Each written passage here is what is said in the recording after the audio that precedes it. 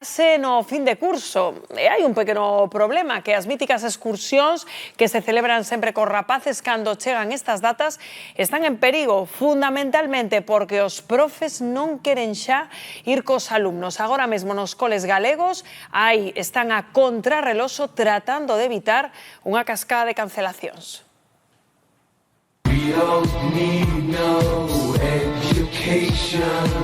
Curso tras curso, chega o verán e outra vez de novo o mesmo problema. Non hai profesores dispostos a acompañar os alumnos nas súas viaxes pola responsabilidade que supón.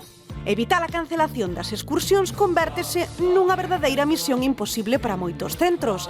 Dende a Confederación de AMPAs Galegas, a súa presidenta Isabel Calvete asegura que o primeiro sempre debe ser o alumnado. Sería unha mágoa tremenda que por un tema de entendemento, por un problema de convivencia, non se chegaran a facer estas excursións. Nós sempre creemos que todo se pode falar. Hai que poñer sempre no centro ao alumnado. Ata o 72% do profesorado declara non sentirse respetado nas aulas e os docentes apuntan a unha presión cada vez maior sobre eles para frear estes comportamentos. Isabel Calvete admite que o problema é real e a responsabilidade de todos. Hai algo que non está funcionando no sistema e algo que non está funcionando ao nivel sociedade. Non podemos, por suposto, non podemos botar toda a responsabilidade desta situación do que estamos vendo todos os días en riba do colexio, porque non é así, é unha responsabilidade compartida. Ademais, os profesores aseguran que os pais non confían no seu criterio e que moita desa desconfianza se propaga a través de mensaxes en aplicacións móviles. Eu non creo que os grupos de WhatsApp sexan o problema. O que agora mesmo se pode estar falando nos grupos de WhatsApp é o que se falaba na cafetería diante dos centros. Dende as AMPAs apostan por dialogar e facer que se cumpra o traballo das comisións de convivencia dos centros. Porá ser remedio a esta problemática en conxunto ou estamos ante a extinción das excursións de fin de curso? Claro, como din dende as AMPAs, non? A idoneidade para os rapaces destas excursións de fin de curso é evidente, pero hai un feito, cada vez menos profesores queren acompañar os rapaces. Por que, Rocío Padín?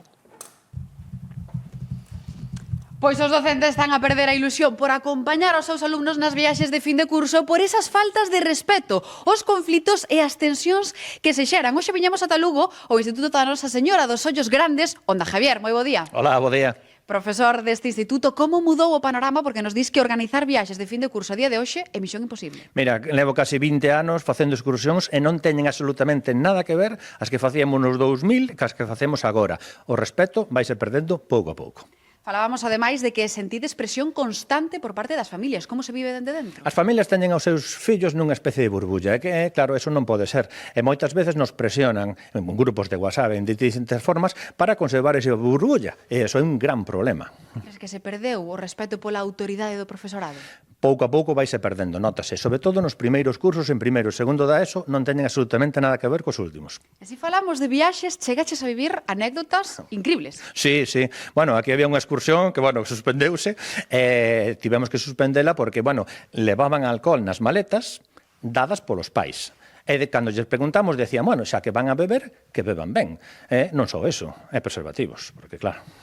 Falábamos dunha excursión de fin de curso que se organizaba todos os anos a Italia que vos bichedes na obrigación de suspender. Como tomaron os alumnos? Sí, os alumnos iban a facer unha competición de alcohol. Eso non podía ser. Perdeuse todo o espírito cultural. Entón, lle demos outras opcións máis culturales, de distinto xeito, por exemplo, facer o Camiño de Santiago, pero non estaban, as expectativas. O problema é tal que non atopades profesores ni siquiera para excursións de un só día. Nada, é un auténtico problema. De feito, agora, últimamente, no correo do instituto, pídese aos profesorado que colaboren nesas excursións que nunca na súa vida fixemos tal cousa.